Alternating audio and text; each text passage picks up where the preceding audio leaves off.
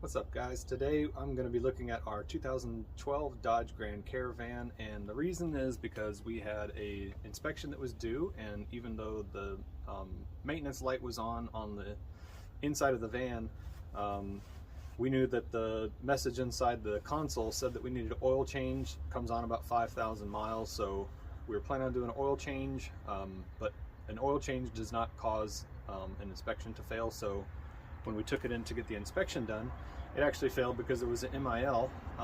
That means that there's a code that's logged in to say that there's something wrong.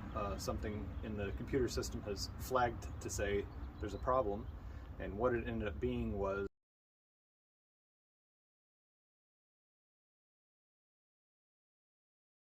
in either case, an easy way to tell if your oil pressure switch has gone bad is because it'll actually leak oil out of the plug into the connector itself.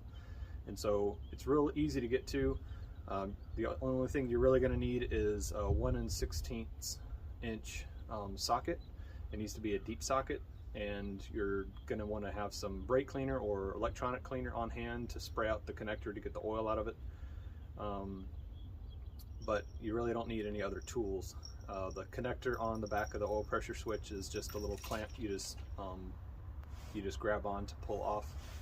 And so we'll get started on this video and show you where it's located and take it out and take a look at it and take a look at the connector and clean it up, put the new one in, and see how hard this is. I've not done one of these before, so this will be my first time. Now that I did see that this part went out, I did look online and of course on the different forums and different sites for the oil pressure switch where you can get the part. A lot of the reviews say that this is a common issue with the Dodge Grand Caravan. So you might be having the same issue. If you are, I'll have the part number in the description and show you the part itself. And when you get to the end of the video, please don't forget to like the video, subscribe to the channel, share the video, comment on the video. I appreciate it. And let's get started. So here is under the engine bay. The deep socket and the wrench that I've got are all set up. So there's my 1 16" with an extension and my wrench, socket wrench. So I'm going to set that aside for now. When you take this cover off, this is just popped on from the top. So you just pull pretty much straight up on it and that'll come off. It's just got these rubber bumpers that attach to these top points here. So I'm going to put that aside. And where we're trying to get into is actually right in here where you can see that shiny, that's a wire cover, like a insulation for the wire. That wire actually goes in right into the side of the motor, and that's that connector that we're going to take off. This is the part replacement. It's a Dorman part 926188. That's the oil pressure sensor. If the code comes up, it might say oil pressure sensor, oil pressure switch. So that's the part that we're replacing, and this is what this looks like. It's not a big part. So there's the part itself, and this is where the pressure is pushed up against a pin in here, and electronically inside here, that's what registers and tells the vehicle how much pressure the oil pressure has. So it's just a little connector that snaps onto the end right here, and you just need a socket that's big enough to go around here. So this is a 1 1/16" socket. It already has the thread locker on it, so you don't need to apply any thread tape or anything to it. This will seal up nice once we get it put in. So this is what we're replacing. The socket itself, it fits over the plastic, so that's important because you're going to need to be able to get all the way to the actual head of the part to take that out. So that's how that works.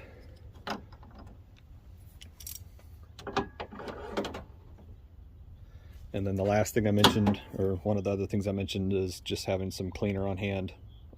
This is just what we're going to use to clean the electronic connector out. And then I've got my air already here, my little air gun. So we'll blow the air out. We'll air out that connector to get all the leftover brake cleaner out before we put it back together and let it dry out. I'm going to throw on a pair of nitrile gloves, and that's just because your fingers last longer that way. And I've already got burns from some other job. I don't even know what that's from, but I'm going to put on some nitrile gloves real quick. And you get to be here at a pivotal point in the nitrile glove life, because I'm out of the blue and onto the black. It's not important, who cares? Let's move on. Messing with the zoom here. Alright. So, connector is right here. It's actually it's not the one that's at the angle. It's the one below it. So let's see what we need to do to get that out. Sorry, I can't keep the camera down there to show you at the same time because I'm not going to have enough room to work. But I'll just undo the connector and show you what it looks like and go from there.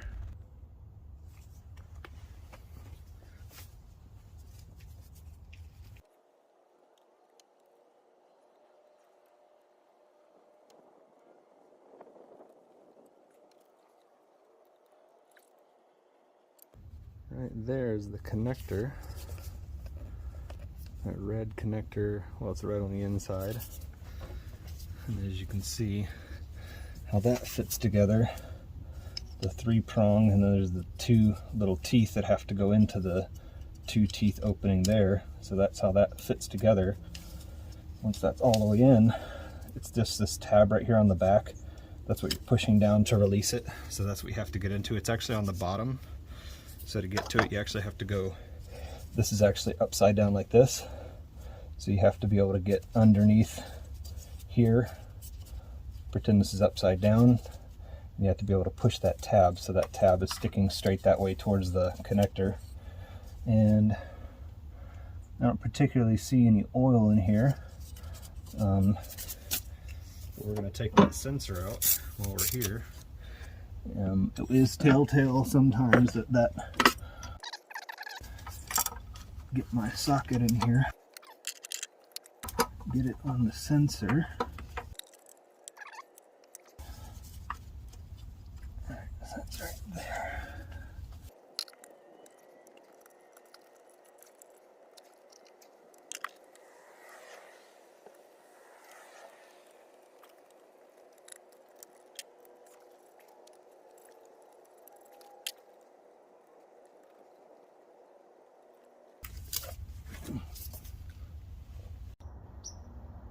Well, as you can see, it's nighttime and I ran into a hitch because you cannot use a normal deep socket on this oil pressure sensor. So I had to run out to AutoZone, which didn't have the part, and had to drive across town to an O'Reilly's, which I never go to, but they just happen to have the part. So I'll show you that in a second. I've already got the socket on the oil pressure sensor, and we'll just pull this oil pressure sensor out and put the new oil pressure sensor in. And once we're done, we'll clean out the plug. Now, while I was at AutoZone, I did go ahead and grab this instead, so we'll just actually use a real electronic cleaner instead of the brake cleaner. This might be a little less caustic, is my idea behind that. I'm hoping that that's you know, it's just better for the part to get the right kind of cleaner, so that's why I got that instead. So now we have our old oil pressure sensor out. You know, I don't see anything on here that says for sure that there's something that's specifically wrong with it, but it did say that the oil pressure switch in the circuit is not working. Whoop, there goes my socket.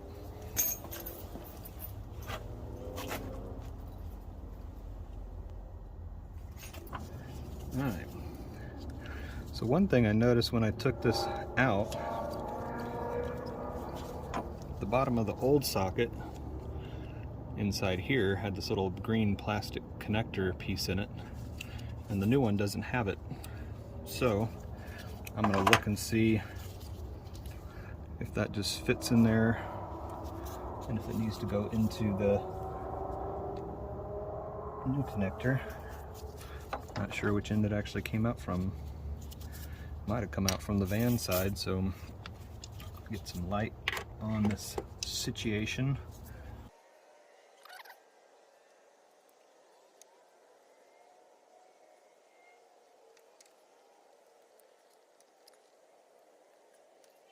So I'm going to leave that in the connector there, if you can see that green piece is now in here.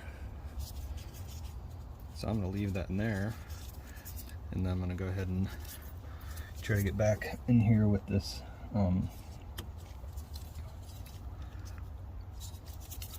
this is our new sensor. I'm going to try to get it back in here and get it started.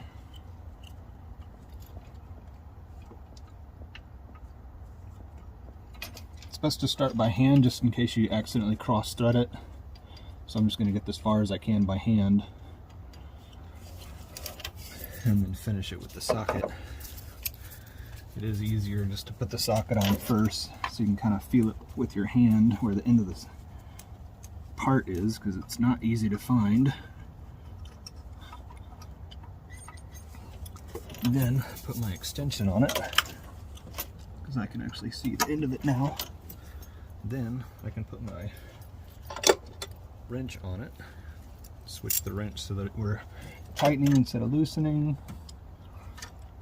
Get that lined up and then get this thing tightened down.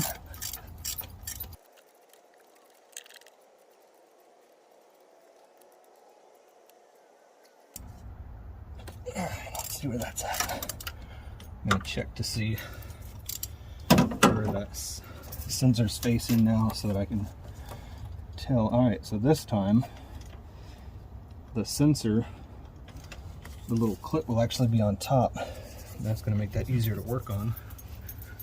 As I mentioned before, I want to throw a little cleaner on this connector in case that had anything to do with the failure. Alright, so just the connector here.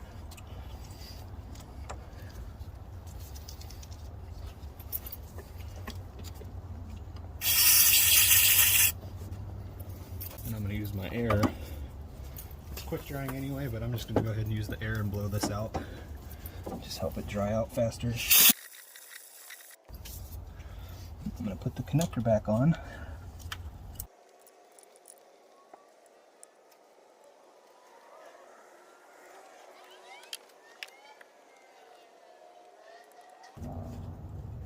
Alright, push till it clicks, it's in.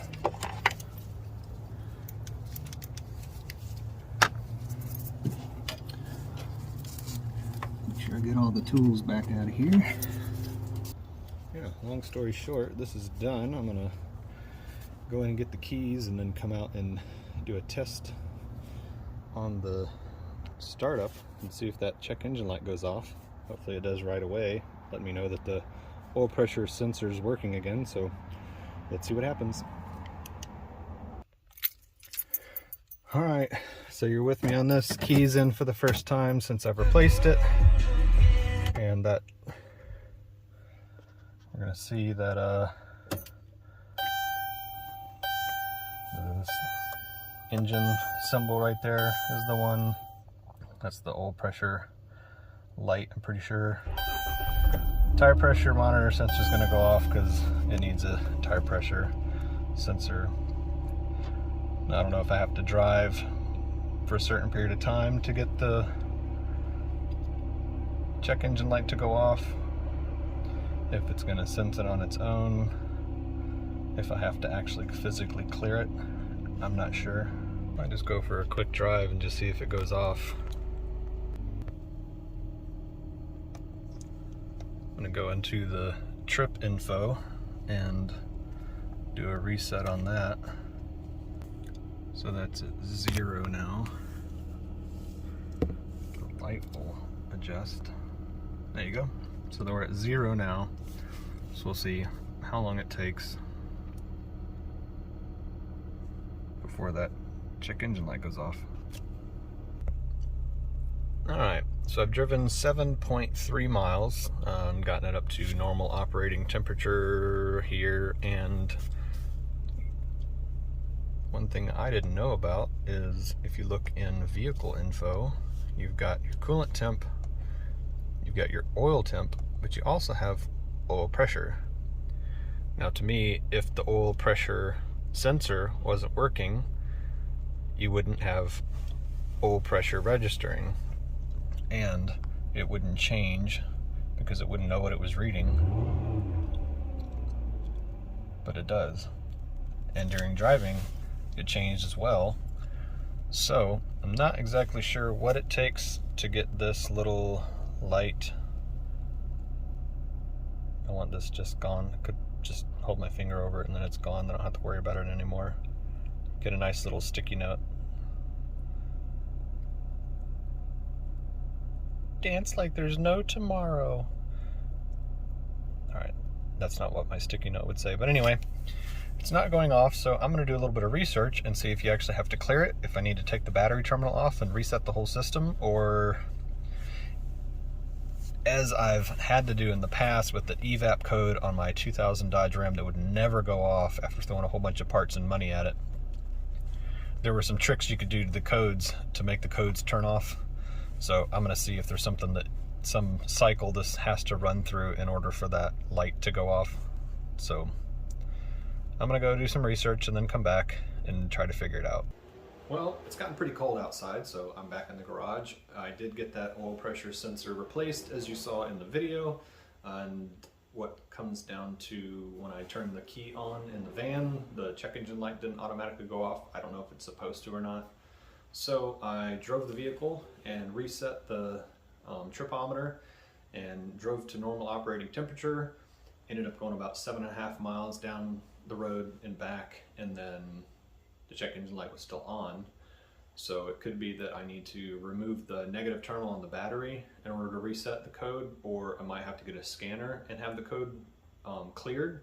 I'm not sure. But in the meantime, just to make sure I was getting the correct power to the sensor itself, I pulled up a schematic for the power wires themselves and read across the 3 pins once I pulled the connector back off. So I'm using my voltmeter set to DC volts and reading pin 1, pin 2, and pin 3. Pin 1 is supposed to be 5 volts from the pin to the negative terminal. Pin 2 is supposed to be 12 volts from the pin to the positive terminal, and pin 3 is supposed to be 5 volts to the negative terminal from pin 3. So it doesn't really matter if it's if you're trying to figure out if it's pin 1 here or pin 1 here, it doesn't matter because these are both 5 volt. The 12 volt is in the middle. So everything's reading correctly going to the sensor. And I also found out when I was driving that in the menu there's actually your coolant temperature, your oil temperature, and your oil pressure. And the oil pressure is actually reading, and it seems to be reading correctly. It's not maxed out, it's not at 0. Sitting it's about 30 psi, driving it's at about somewhere between 50 to 75 psi, depending on shifting, depending on the amount of pressure. If I really apply hard accelerator pressure, it'll shoot up towards 80-90 psi. So the sensor is actually working and it's sending the correct information to the menu. So I don't know why the check engine light would still be on. If it's reading correctly, it might be that from the time the oil pressure is registered, it needs a certain period of time. Sometimes a vehicle takes a certain number of miles before it'll say that the sensor is reset. And so I'm gonna have to drive again just to see if it's reset on its own and go from there and finish up this video. All right, I've got some good news. I didn't have to do anything else to make the check engine light go off. We just had to drive it enough for it to go off. And as you saw in one of my previous little clips, I had reset the tripometer. So I'm gonna go out now and check to see what the mileage was on the tripometer. The only other reference that I know that might have changed is the fact that we've driven the van 4 times. So that's 4 heat cold cycles, whatever the engine's looking for. If it's looking for normal operating temperature and then it's looking to get down to a certain temperature where it's cold again and then back to normal operating temperature, I'm not sure. But the check engine light's off now, so I'll be able to pass inspection. I have an appointment set up for next Monday morning, and so we'll finish that up. The state law in North Carolina is that you have to go back to the same place where you had the inspection fail, so I had to make an appointment with them. It's going to cut it short because the registration expires at the end of January, so we won't have our tag, our new sticker right away. This whole sticker business is the dumbest thing on the planet. It's just I mean, obviously it's not a huge money maker as far as individual cars costing $30 to get an inspection done, but you think $30 a pop for every car that's in the state that needs to be registered that's not over 20 years old. Now the difference is the inspection is supposed to be this thing where they're checking to make sure that your tires and your lights and your horn and all this kind of stuff work. But the other part of that is that they check to make sure you don't have check engine lights on. That means there's not like your evap code's not going off showing that you're throwing a bunch of smog out into the ozone. You're not draining coolants and fluids and oils all over the place. So the thing about it is newer cars are going to be more efficient. They're going to be cleaner. You're not going to have as many problems. They're not throwing as much stuff out into the environment. But if your car is over 20 years old, you don't have to get the inspection done anymore.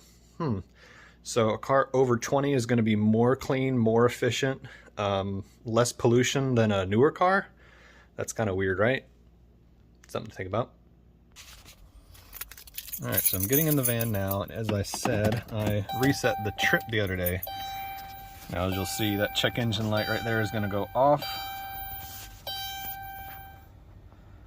Let's see. So the check engine light is off. You saw it right there, and now it's gone. And you saw in my previous video, it was right there, and now it's gone. Stupid TPMS. But here we go. When we get into the menu, if we use the buttons correctly here, let me see if I can back out a little bit to where you can see. So I'm using the button here and I'm going back. So it's changing the dash now. And then I can go down to where it says vehicle info. And on vehicle info, there's my coolant temp, there's oil temp, and there's also oil pressure. And the oil pressure is registering. Now this is what I noticed the other day. The oil pressure was registering. I had replaced the oil pressure sensor. I had done the oil change. We didn't have low oil anymore. We had our oil pressure sensor changed and the oil pressure was on. Now I didn't check this before I replaced the oil pressure sensor. That would have been a nice little extra tip for the video, to have the oil pressure not showing anything maybe when the previous oil pressure sensor was in. But anyway, got the oil pressure sensor replaced, showing proper pressure with the oil pressure as I showed before. So that pretty much wraps it up. The check engine light's off, and that means there's not a code that's in there anymore. We drove it long enough so that the code turned off. Now if I go to the trip info, this is what we're actually looking for here. So on the trip info, if it'll change the, there we go, so 60.5 miles. So that's how far we had to drive in order for the check engine light to get turned on. That could be off by maybe 5 to 10 miles, so maybe it's 50 miles. We drove the van twice today and twice yesterday after replacing the oil pressure sensor, and so this is what's going on now. 60.5 miles, so somewhere between 50, maybe right at 50, maybe it's 50 miles. It needs to drive 50 miles. Could be a combination of the mileage and the number of times that we've driven and stopped, driven and stopped, driven and stopped, driven and stopped. It's hard to tell. These things can be kind of tricky. There's actually cheat codes for this kind of stuff. If you have a check engine light on for oil pressure sensor and you want to go through all these different scenarios and make it trip early, you can do that. You just have to look those up and print those out. But for the most part, that concludes this trial to get this oil pressure check engine light code cleared. So now that we're done with that, I'm going to wrap this video up and move on to the next project. Eventually we'll actually do the tire pressure sensors in the van and get rid of that light and make sure our sensors are good. Now a lot of people say, why don't you just disable the tire pressure sensor light, because you don't really need it, because you can just look at your tires when you come out in the morning and that's what's going to show you whether or not your tires are low. But the nice thing about having a tire pressure monitoring system is that when you're driving along the road and you get a flat tire, it's going to tell you have a flat tire before it gets low enough that it could potentially damage the vehicle. So that's kind of nice. If you're just getting in the car, you really, every time you're leaving from work and walking out to your car, you're checking to make sure your tires aren't low. Every time you get in the car when you leave the house, every time you get in the car when you're going to and from the grocery store, you're actually checking to see if your tires are low. I don't think so. Tire pressure monitoring system, when it's there, it works. And you can get ready sensors at AutoZone for like 30 bucks each. So don't go buy the $120 OEM, replacements or $80 OEM replacements. Just buy the ones from AutoZone, the Ready sensors. They have good reviews. They can last just as long as something that's OEM, so that's probably the next step we're going to do on the van. Probably not going to make a video about that because that's not really anything I'm going to do. I'm just going to take it to a tire shop with the sensors and just have them swap them out. But anyway, I'm done for now. I'm going to be doing quite a bit of editing to put all this together because I had to stop and start so much. But I hope you appreciate the video. If you do, please like the video, share the video, and subscribe to the channel. You can comment on the video, that's fine. I read the comments. I check to see who's commenting, who's subscribing, and I appreciate all the subscriptions so far. And we're still trying to get to that 1,000 subscriber mark, so please help me with that. That's going to be most helped by sharing the channel, sharing the videos, and getting more subscriptions from new people that have never heard of my channel before, because it's not that big of a channel and I'm not that big of a person. I'm about 210 right now, so it's not really that big. I'm trying to work on it, so don't push me on it, okay? I'm just trying, all right? Just leave me alone. I'm doing the best I can. I'm holding on by a thread here, all right? Okay, we're good. Thanks for coming. I'll see you next time. Peace.